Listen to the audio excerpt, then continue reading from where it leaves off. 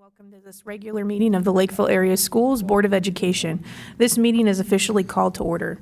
Please rise and join in the Pledge of Allegiance. I pledge allegiance to the flag of the United States of America and to the republic for which it stands, one nation, under God, indivisible, with liberty and justice for all.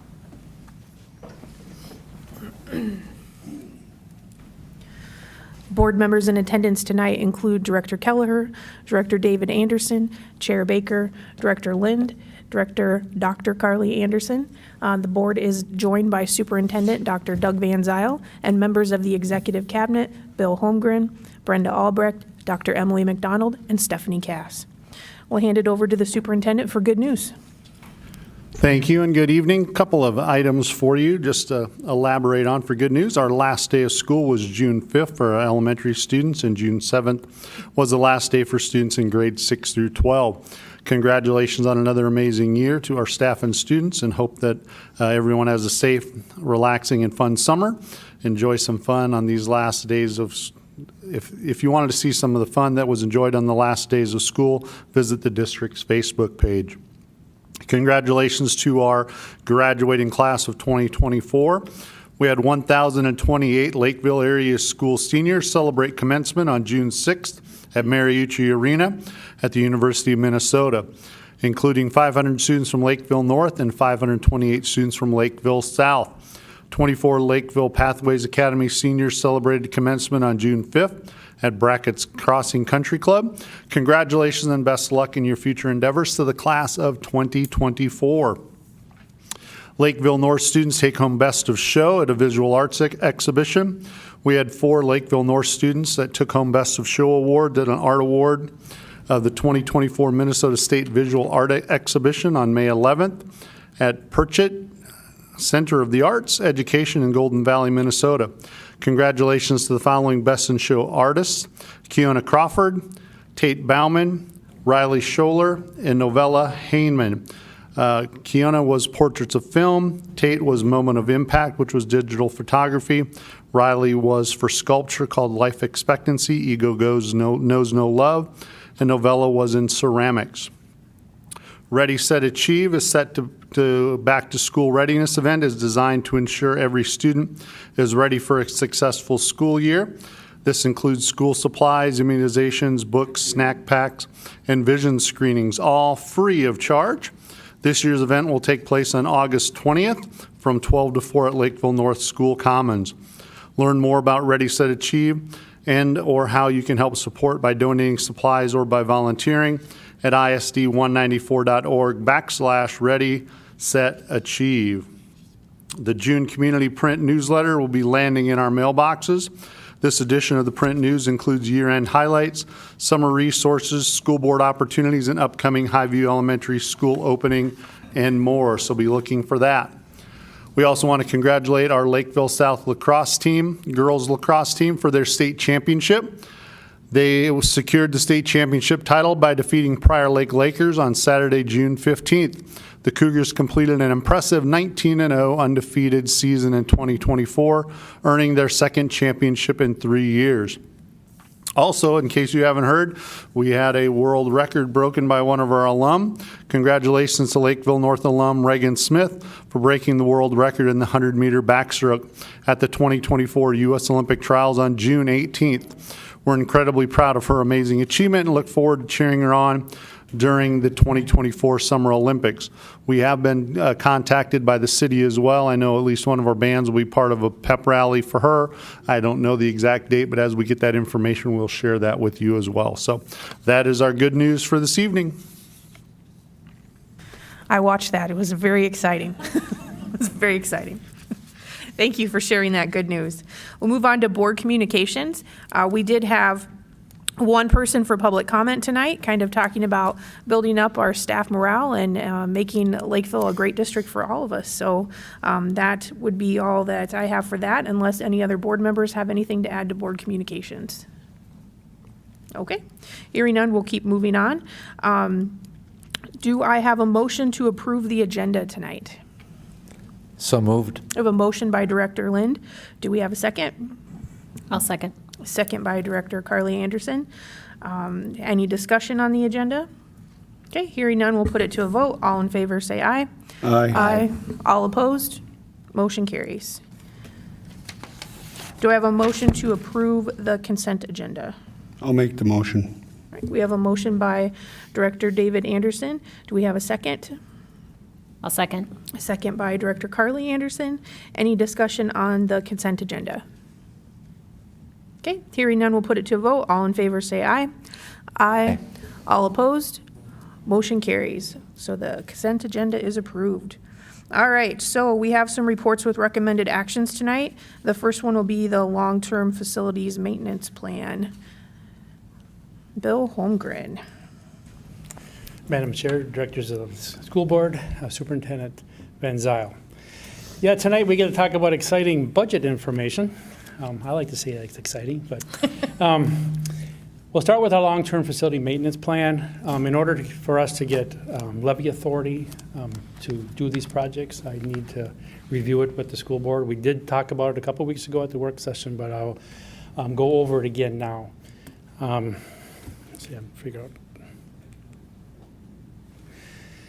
The first 2 years we put in here pretty much detail for the board, so you can see where these projects are taking place.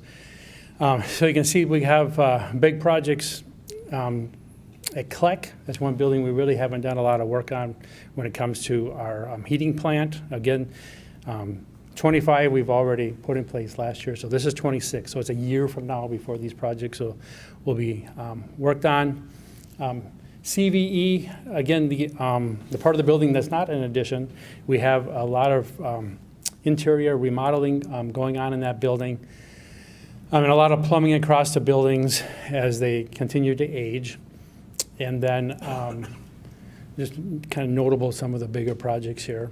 Mechanical system, the KTMS, of course, that's one of our older buildings, but we are putting all new air handlers on that building starting next year. Moving on to the next year. Now here's, this would be 27. Again, in CLEC, we'll be finishing up that. We usually, when we go into a building, we don't rip the whole building out at once. It's usually a 2 or 3 phase project. So you see there's still be some work in CLEC. Quite a bit of health and safety work going on, but that's kind of a district-wide piece. And then EVE, and actually we're doing some of that work in this year, but we will be replacing, it's getting to that age already where we have to replace their boilers. So that's what's going on in EVE. And then again, some more work at KTMS and McGuire. Now McGuire, of course, is really one of our older buildings, and if you've gone in there lately, though, we've done a lot of work on there the last 2 years. And this year, too, if you go in, you'll see it's kind of ripped apart right now. If you go into JFK, again, one of our older elementaries, right now all the ceilings are down. I mean, we're really giving it an overhaul. So it's going to be in really good shape when we get to next fall. Overall, then, what we're looking at in our LTFM, trying to keep the expenditures relatively stable on a year to year. We don't want to see our levy jumping up and down. So you see that overall in 26, you see that goes to 17 million as it goes forward. It's about a 2 or 3% increase, even though some of our construction costs are actually increasing a little more than 2, but we've kept that cost down as much as we can. So this is what we're planning to send to the state of Minnesota to get approval for future levy authority. So with that said, is there any questions on our LTFM plan? Could you go back to the slide that had the buildings on it? Whoop, wrong way. Which year? I was just curious what you're actually doing at CLEC. CLEC is a little different building. You know, we Right. actually we actually pump water out of the ground, pull heat out of the groundwater and put it back in. So those pumps are all being replaced. You know, okay. They're real big pumps, and they call many thousands of dollars for Okay. each one. Perfect, thank you. I wasn't quite understanding what was going on there. Okay. Thank you. Do we have any questions on the plan? You? No. No? I was going to make a motion to approve it. Okay. Do we have a motion to approve I'll the make the motion. long-term facilities maintenance plan? We have a motion by Director David Anderson. Do I have a second? Second. Second by Director Lind. Any further discussion? Okay, hearing none, we'll put it to a vote. All in favor, say aye. All opposed? Motion carries. Thank you. All right, our next report is the budget for 2025. You're still up. Again, what we're going to do is we're going to run through the fiscal year budget for '25. Like I said earlier, we did run through this at our works session. At this one, we have not changed anything from that day. So it's final as of 2 weeks ago, but we'll go back through and highlight the budget at this time. Again, as we move into the fall, the business office, we really start to work in about 3 different fiscal years at once. So it gets, anyway, the business office does a great job. They get a lot of work done. For an example, they're going into the fall, we're closing the books for 24. Of course, we're putting the 25 budget in place, and we start working on the budget for 26, especially as we talk about our levy right away in September. When we look at projections for our enrollment, these enrollment projections have been put together by TeamWorks our last 3 years, I believe it is. And we're coming out pretty close right on to what they've projected. So we continue to use these numbers as we look for our revenue numbers going forward. Because as you know, most of the revenue that we receive is based on how many students we have in our building. So this is a very important number as we build our budget. When we look at revenues in the general fund, we split them out, of course, by state. The state of Minnesota gives us a formula allowance, so many dollars per student, so back to counting students and then multiplying by the amount. For next year, the state has given us 2% new money, and the reason you're seeing 3.66% there is because our enrollment's growing. And of course, we get revenue on those new students that we're seeing, and we're seeing about 179 new students for next year. So our total state sources increase about 3.6% at $5.2 million. Now, our property taxes, you see a little larger number as an increase there at 10%. Remember that last fall, we passed a levy, an operating levy, to generate funds to put staffing into our Highview Elementary, our new elementary school that's going online in September. So 1.3 million of that 5.6 is just the new operating levy. And the other pieces are some LTFM, and it's also, of course, we have a inflation factor built into our operating levies, and that was running close to 5% after the big increase, the big inflation we saw over the last couple of years. So actually, that's helping us right now, but here with a little extra funds. Federal sources, you're seeing that fall. Mainly that's our COVID dollars running out. We are down to only just a few dollars we're spending next year. I think it's about 149, I believe. Isn't that what it is? Yeah. 149,000 for next year, and that will be the end of our COVID funds. Our local other, the biggest piece really here is when we look at actually our fund balance starting to come back up, and our interest that we're receiving on funds we can invest, those interest rates are higher than they have been, and that's really what that biggest change there is. We're going to look at our expenditures 2 different ways. We'll start with program. So we look at our administration. You see maybe a little higher percentage than you'd expect there. Remember, though, we're bringing on a new principal for a new building in there. So besides the increases on salaries, there is a brand new principal there. Our district support services there, we're seeing a very reasonable increase. Our elementary and secondary education, you're seeing a little larger there. Mainly that is, again, because of our increased enrollment, is the increased staffing we're putting in place in the elementary and secondary education area.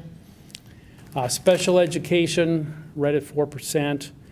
Instructional support, you're seeing a decrease here, and what it really is a change in the way that we are buying our devices.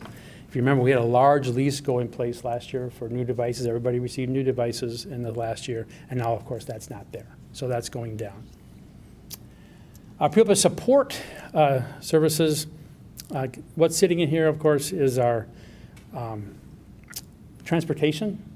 Sits in here, and of course, that's always a big increase every year for us, because it's not only is it an increase to the transportation, we need more buses, we got more new students. And then what's left here? You look at a little bigger piece on the bottom of that fiscal and fixed cost program area. That's mainly insurance. And if you know that the trend right now in insurance, you've seen it on your own car insurance, your own house insurance, running about 20%. We're a little bit over that. Now I'm going to shift over and look at the expenditures in a little different way. We look at it on an object level. So let's look at just the salaries and wages. There we're seeing a 5.3% change. When we look at the employee benefits, there's a few pieces that have been added that haven't been there before. Number one, there's an increase to our TRA, the cost that the district is responsible for our TRA for our teachers. So besides the increased teachers and the increased cost that's there, we have increased health insurance cost. And the other piece there is the new Family Leave Act. If you remember, the state put that in place so that employees across the state of Minnesota are eligible for family leave if their particular company doesn't cover it. Of course, we do cover it for our employees, but we all get to pay in the cost. So that's about $350,000 cost all by itself. Is a new cost that we have no way to pay for. That doesn't go back into about one of effect, those. right? Until It goes in effect January 1st? January 1st. Okay. Any type of employee who wants to pull on that, it's a year later. But this way, the state builds up some funds available to administer that program. Purchase services, supplies and materials, all are within what we projected, about 4% total. Again, the capital expenditures, that is the decrease in the devices. That $1.8 million is almost entirely the payment we had to pay last year for devices. And then the $169,000 that are increasing in this other expenditure area is our scholarships. Our scholarships used to all run through our trust and agency fund, but now anything that comes in and goes out the same year has to run through the general fund. So that's why you're seeing an increase here. So when we look at our fund balances, what's going to happen to our fund balances at the end of the year? You see our restricted fund balance dropping a little bit. Mainly we're using up a lot of our LTFM funds.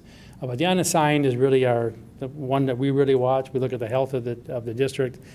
Again, that's moving up about $2 million, or at least over about 1%. So this is good news from where we were. So we've seen an increase in 24. We'll get the results here in a few months. But again, in 25, moving up again.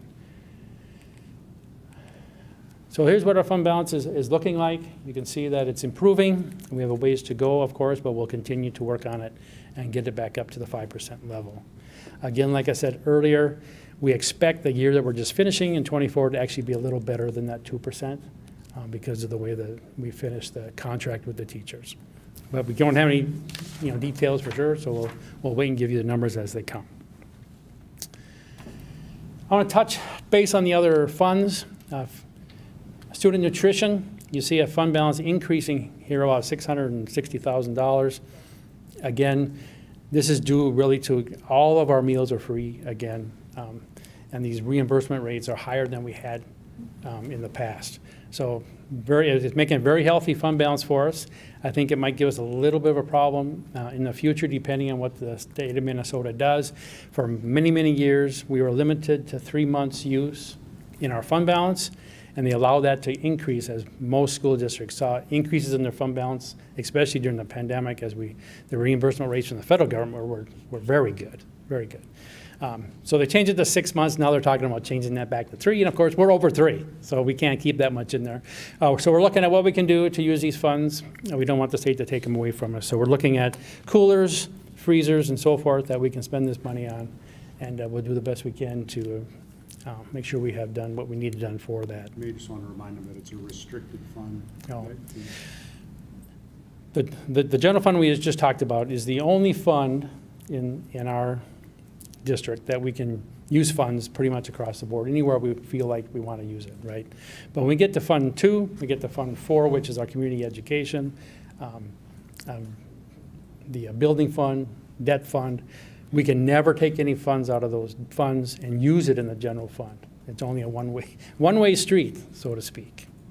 So what you're saying is for the food service fund, we have too much money in there and we're trying to find things that we can spend it on, but you're limited on what you can spend it on. Correct. Would would we be able to use funds from food service to have like summer meal programs for families? Like, is that something that would be possible, or is that restricted and you can't use it for something like that? It is restricted. Now, there are programs through the state of Minnesota for feeding kids in the summer. Our problem is we don't qualify. Our free and reduced lunch count is not high enough. So we're not allowed to use these funds for those programs at this point in time. Interesting. Okay. So again, very healthy fund balance in the student nutrition fund. Moving on to community education, just a quick reminder, you see some negative numbers here on the bottom. During the pandemic, this fund had a lot of trouble. I don't say trouble, it wasn't necessarily their fault, but when the pandemic came and everybody went home, we still had staff to pay, and we had no revenue. So almost every program in community ed is run on how much revenue we bring in. They all pay for themselves. There's a small levy. Well, actually, you can see it up there under property taxes. You can see that we do levy about $1.2 million, but that's all we get. That's not revenue driven by some type of program. Another issue they have, which you're seeing not a large increase into their fund balance this year. During the pandemic, also, of course, we levy a certain amount of dollars for their daycare program, and their daycare program, of course, didn't have the students there. So there's about $150,000 that they've got to get back to the state of Minnesota because we didn't use it at the time. So that's one reason. You see the last couple of years, they did improve their fund balance, but 170, 100, and this year will be pretty flat.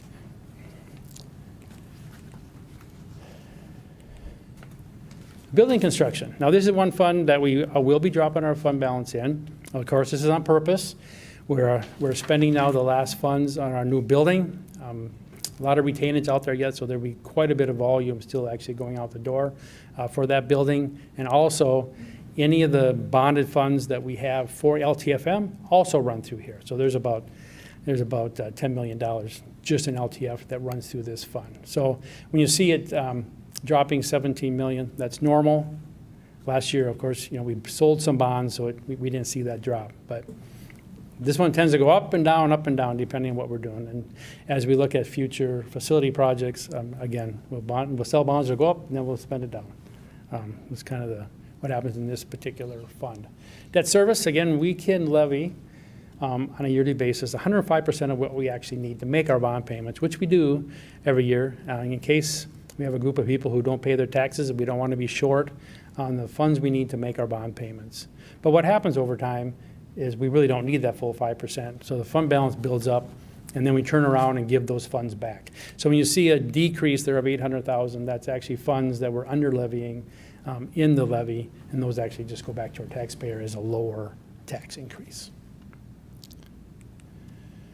Agency and trust fund, this has changed over the years. Really the only thing left running through here is our scholarships where we've received permanent dollars. We've had scholarship money come in where the donor wants to only give away what the interest that particular amount of money generates.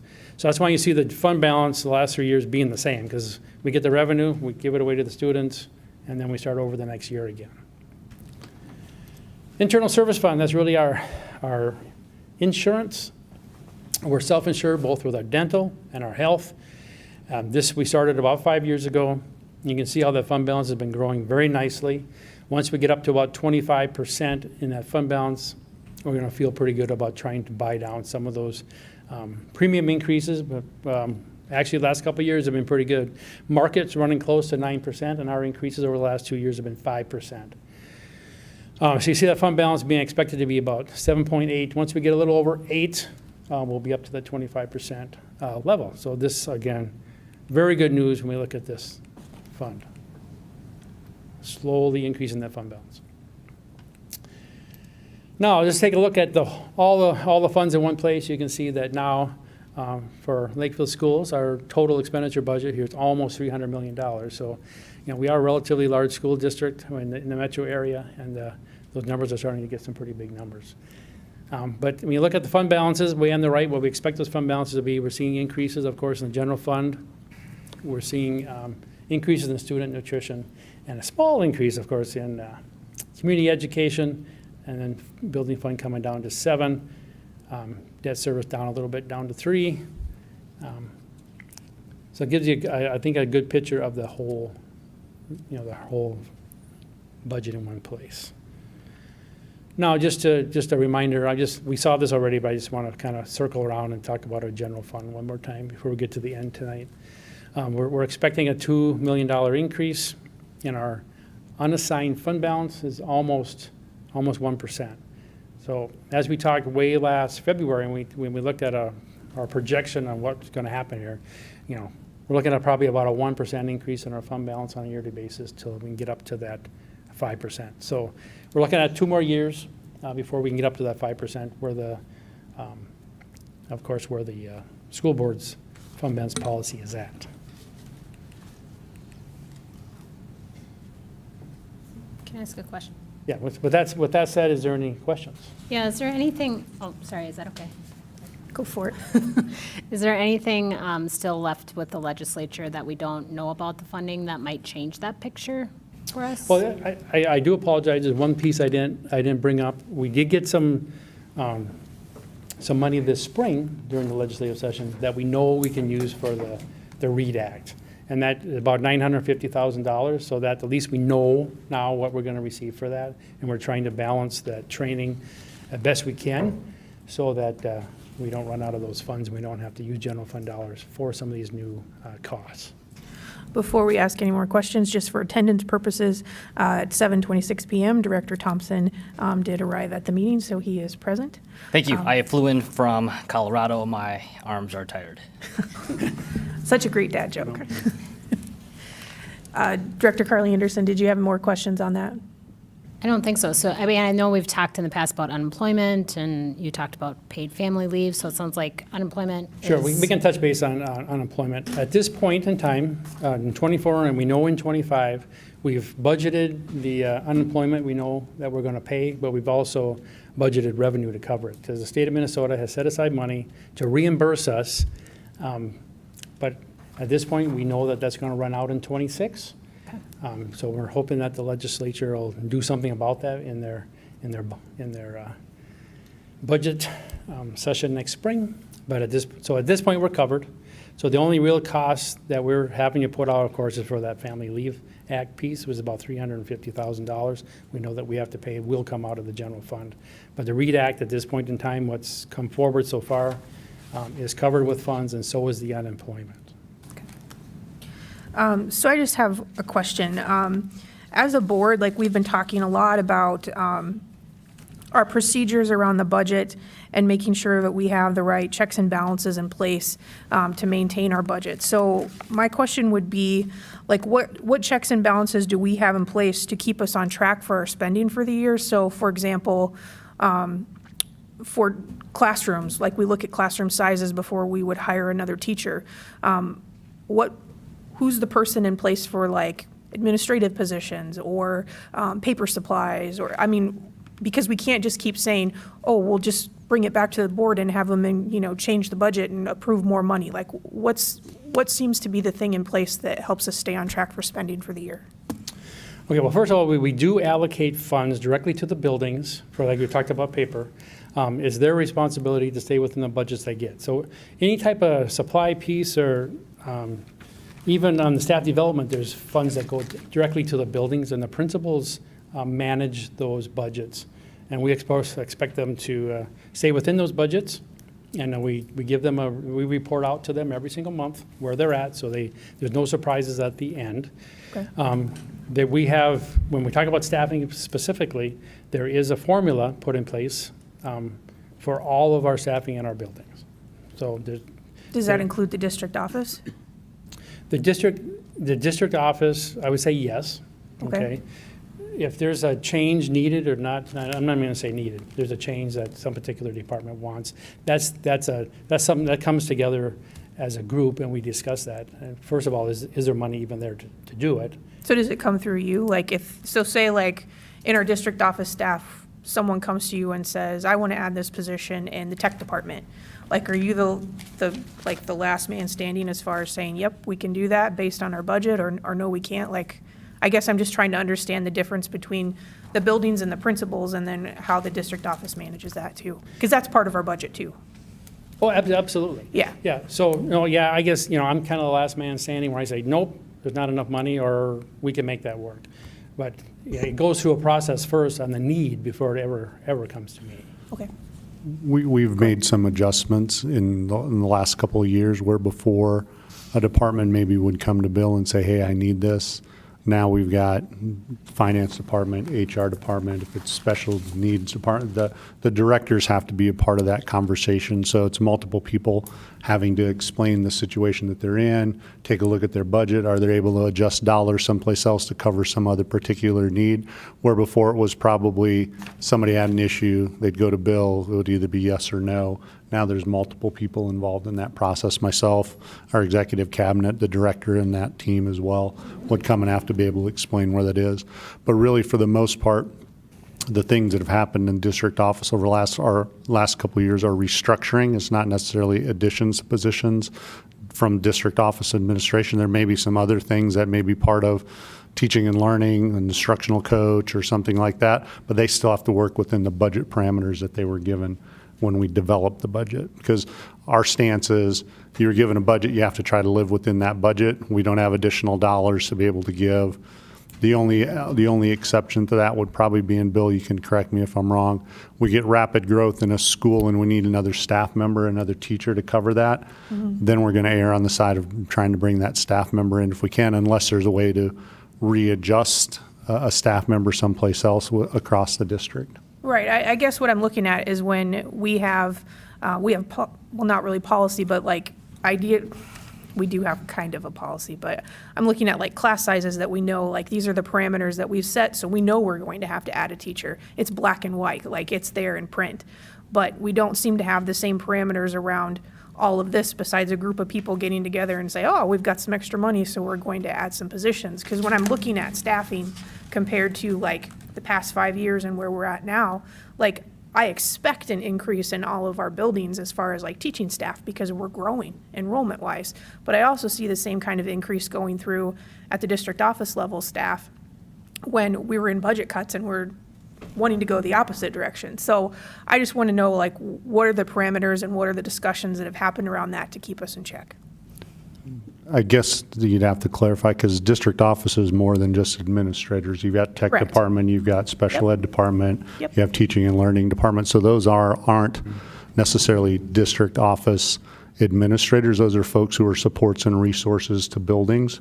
Yeah, I didn't say administrators, I said district Well, office. and sometimes when people say district office, that's what. Right, no, So I was just clarifying. looking Yeah, at I was the just page clarifying going that off for all the people. people that are So I think listed like under the there. question, and again, Bill can chime in on this. I think you asked at the work session some of those particular staff increases, and I think Bill forwarded that email, and some of that was due to the tech levy that was there. That was some departments that the tech department increased because there was a need from the tech levy. So there's not necessarily, at least in my 2 years here, there hasn't been extra money to add extra positions. Any positions that have been added over the last 5 years, I think, were associated with an increase in a levy of some sort, Okay. like the tech department, and Bill can correct me again if I'm wrong on that, because I don't want to assume anything in that process. No, you're absolutely correct. In the tech department, we definitely had the new capital projects levy, and when we went out to the public to ask for that money, we definitely listed positions that we were going to fill at that time. So that's where those positions came from. Correct. Because we didn't hire, we didn't even have a director in that department until after that particular levy. And another good example, we have a new operating levy we just put in place this year. Well, that was for new staff at a particular building. So it's always earmarked for something specific. Same if you look back to 19, remember at the middle schools, we added 25 staff members Right. in the teaching ranks in that area. When you look back at the district office itself, there really haven't been any major changes. You've seen a little shift from maybe some TOSAs to non-affiliated, but really the tech department is really the only place we saw any increase in any type of FTE overall. I think teaching and learning went from 3 to 7 1 year. Same thing. Yep. If you look back at the TOSAs, they went down. Yep. And it's a shift, it's a reorganization of that. Yeah, and yeah, I understand that, and I appreciate you taking the time to explain it, because I think people need to hear that and understand how those shifts occurred. I guess what I'm still looking for is like, what's the black and white that we know, like, we need to add more staff or not at this level in the district office? Like, what parameters are you putting in place for that? Because I also have to think, like, yep, we've got pretty set numbers for buildings because we're going off of classroom sizes, but I also know that there's turnover that happens within the district office, and I have to wonder, are people overloaded? Like, what are we doing? Like, what are our parameters around that? We have to be mindful of the fact that we don't want to just hire people without looking at our budget and making sure that we're doing that, having the right conversations about it. But we also need to be able to hire someone if we need someone because the job's too big. So I guess that's what I'm looking for. Like, I want us to be mindful of the budget, but I also want to know, like, at the district office level, like, what are you doing to know when you need to hire someone or not? Yeah, my only other response, and like, for example, I'll use Dave Haveman's position. That position's open. And so you have to take a look at what that job description is and have conversations with either the person who's in that position or leaving that position to be able to say, does this accomplish what we need to accomplish? Is there something else that's been added to your plate? I would tell you job descriptions are something I know Brenda and her department are taking a look at because they haven't been revisited in a while. Okay. And so there's been multiple job descriptions that have had additional things added. I'll use Dave's position. It kind of became a catch-all position in student services that had counselors and nurses and SROs and special education and 50. So it became Right. kind of a laundry list of things. So the conversation that we have to have in that position is that a doable job? Is it not a doable job? If it's not, then we have to figure out how can we make that adjustment, but we also have to live within the reality of the dollars that we have Yep. in doing that. I'd use Bill's department as another one. You know, we had a person that was in charge of facilities, and that position went away. And so with what he has to do with finance, that's been one of the questions I've asked him is, with LTFM dollars or anything else, do we have the ability to bring a position back to help with facilities, knowing that we've got that list that you saw earlier, possible bond levies and stuff. So we do have those conversations.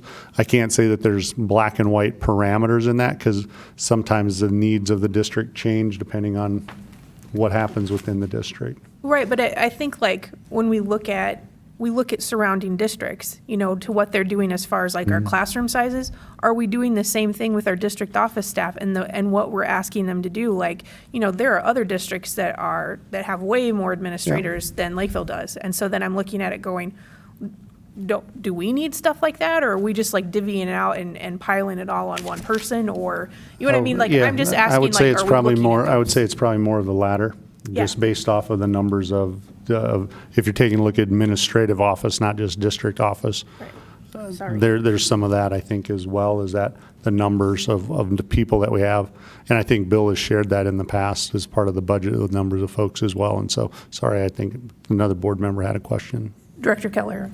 So just to comment on that, in this draft on the very last page, page 40, it does show the comparisons of our per pupil expenditures per program, and it does show the administration, which is extremely low, as you pointed out, compared to several of the surrounding districts and stuff around us.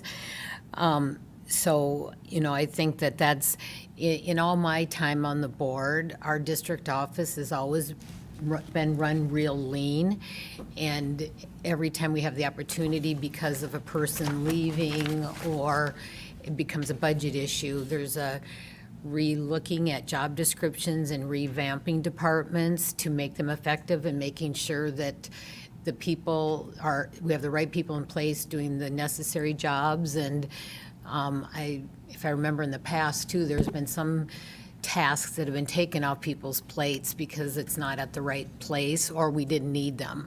So, I mean, I think I don't want to say it's easier, but when you have the guidelines, the classroom guidelines, that makes it very black and white.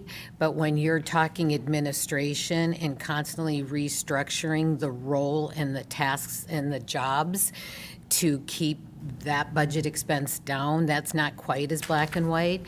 And it's more about the strategic plan, and the discussion that I know our administration constantly has is, what do we need to support the classroom and the students? And it all comes back to the need And that's where the discussion is had. So, and I just haven't ever known it to be any other way in the district office and the administration. So this chart that you have here at the end is very telling for how we operate and how much we support our students with the dollars that we use.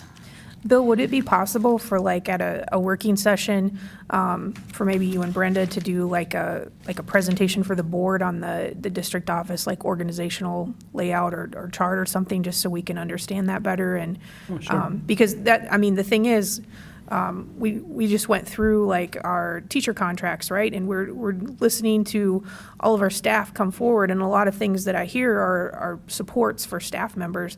Well, a lot of the administration in the district office is there to support staff members, so I would like to see that and understand that more, because it all filters down to kids eventually. I don't know if other board members are interested in that too, but I think it would be worthwhile to, kind of understand that organizational layout.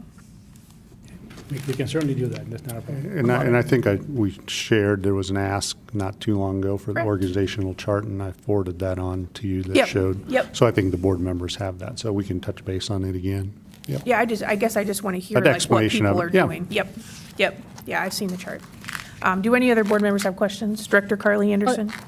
Just, it might also help to, if we look at just a couple districts that are similar in size, what their structure looks like and what they're doing, just because I think we want to make sure that that support is there. Like you're saying, it does trickle down. So I know there's, I mean, not like tons of districts, but like a couple, it would be helpful to know. I agree. Okay. Director Brian Thompson? Yeah, so can you walk me through, last year we spent $197 million, and this year we're projected to spend 207. Obviously, as we look at the revenues and expected expenditures, we're going to end up saving about 1.8 million out of that entire bucket, which is the equivalent of like not even 1%. It's like 0.8%, and that's it, or 0.08%, whatever. Yeah, yeah, 0.8. It's very low. It's like the equivalent of having $10,000 a month in expenditures and you're saving $80. Like that's what it is. And so, with that in mind, the goal for us is try to have that 10% number of our total expenditures, which is roughly $20 million. And we're currently projected to be at 5.7 at the end of next year. Getting to 5% is $10 million. Is like, I mean, as I'm calculating this, if we're continuing to save 0.8% every year, this is going to take us, 8 years to get there? Is that my understanding? Or, I mean, do you have a plan to get there faster? Because I'm like, that doesn't make sense to me. Okay. Well, at this point, unless the board wants to do something different, there isn't a plan to do that faster. We were just talking about kind of the restraints on the funds that we have and the supports that we need. Pretty much every dollar that we have is spoken for, except for that very small piece that's building that fund balance. So in order to build that fund balance faster, the only thing is to cut programming somewhere. That's the only way we can do it.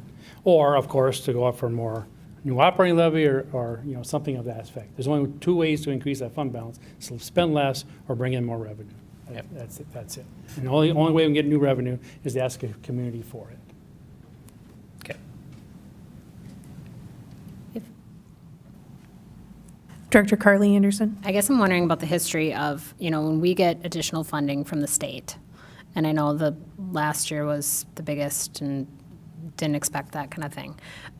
If we have an operating levy that allows us to increase teacher, other staff salaries, does that allow us to potentially save more of that revenue that we expect as an increase from the state, or is that generally negotiated with contract settlements? Any new funds that we receive from the state of Minnesota, whether it's a formula allowance or it's a new operating levy, I mean, the board's got the decision of how much that money is going to be spent, on teachers or supports or whatever we're going to do, or if we're going to set it aside.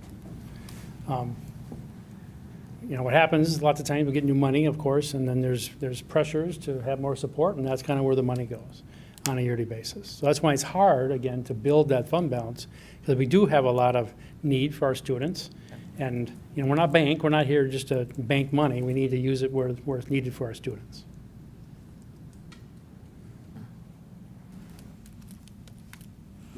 Dr. Van Zyl? I think the other answer to kind of Director Thompson's and maybe Director Anderson's questions is you have to be able to live within the means that you have. You can't overexpend the dollars that you have. So if the state gives us 2% and we give out 3%, where's that come from? It comes from the fund balance, where you have to make a reduction. So there, as you saw over the last 5 years prior to the last two, there were some dollars that came from the state, roughly 2% every year, but then there was expenditures. Some of them were planned that were above that, and that created the downfall of the fund balance. So the only way to do that is do the reverse, is you have to get 2% and only spend 1% if you want your fund balance to be able to grow, or as Bill said, do something in order to do some type of budget reduction. So that's a process. The state can give us 4%, but we've all seen the chart from Ellers as well that shows that even when they give 4%, we're still woefully underfunded from what they've done as a state over the past however many years. At one point when I was in school in Minnesota was the number one state in the nation as far as what it paid for education, and now what are we, 38th or 40th, something like that. So there's been a decline in that. So we just have to be mindful of that as we put a budget together that hopefully shows that we are trying to be cognizant of not overspending.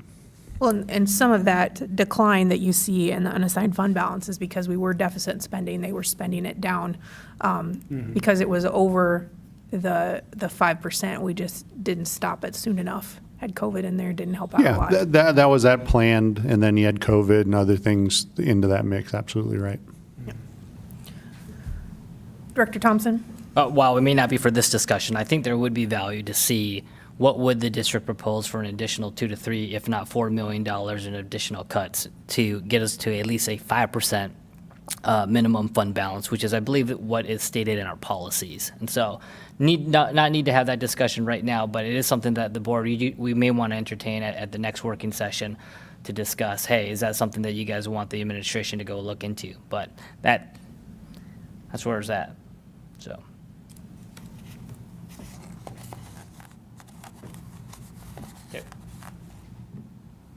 Okay. Any other comments or questions? Okay. Do I have a motion to approve the fiscal year 2025 budget?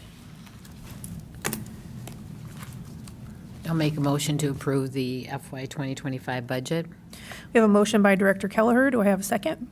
I'll second it. Second by Director Lind. Any further discussion from board members? Okay, hearing none, we'll put it to a vote. All in favor say aye. Aye. All opposed? No. Okay, motion carries. 1 no, 4 yeses.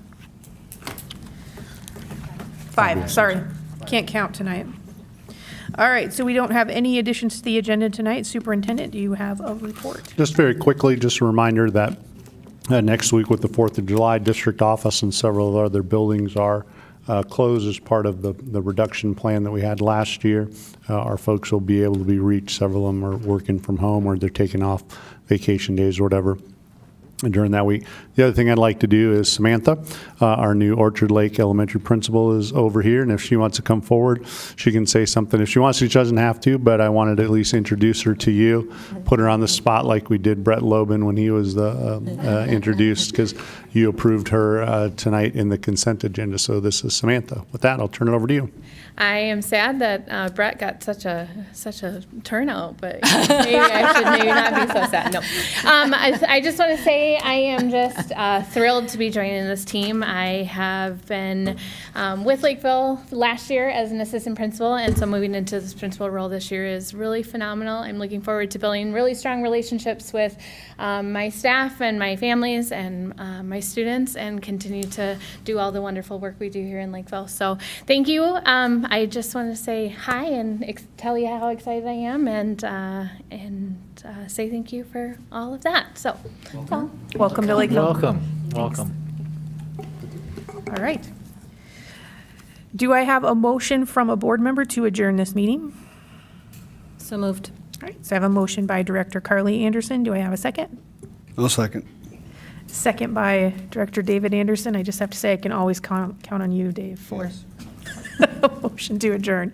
Any further discussion? Hearing none, we'll put it to a vote. All in favor, say aye. Aye. All opposed? Motion carries. This meeting is officially adjourned. Thank you for joining us.